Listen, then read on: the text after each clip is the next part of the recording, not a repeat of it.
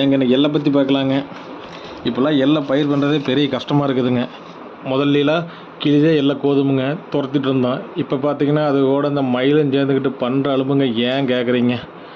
அப்புறம் அதை அறுத்து குந்தா வச்சு வெள்ளாமை எடுக்குங்காட்டி தவிடுதுன்னு போகுதுங்க. எள்ளிங்க கருப்பு எள், வெள்ளை எள், செம்பட்டை எள்னு மூணு ரகம் இருக்குதுங்க.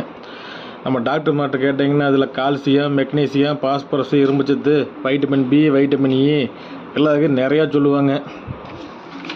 இதை வச்சுங்க எள்ளு உருண்டை, எள்ளு பொடி, நல்லெண்ணெய் எல்லாம் பண்ணலாங்க.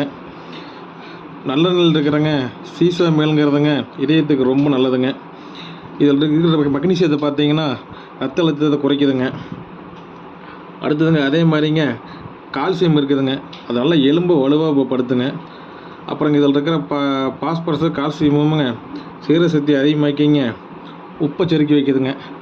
நம்ம ஊரில் முதல்லாங்க கை கால் ஒடிஞ்சாங்க சிம்பு வச்சு கட்டுறது நல்லெண்ணெய் வச்சு தான் கட்டுவாங்க. அதை ஊற்றுறப்போ முறிஞ்சி எலும்போடு கூடிக்குங்க. அந்தளவுக்கு இதுக்கு நல்லெண்ணெய் நல்லது இருக்குதுங்க. அடுத்ததுங்க கோழிக்குழம்பு நல்லெண்ணெய் ஊற்றுவாங்க, அது அவ்வளோ அருமையாக இருக்குங்க. தலைக்கு தேய்ச்சி குளித்தா நல்லா குளிச்சிங்கிறாங்க.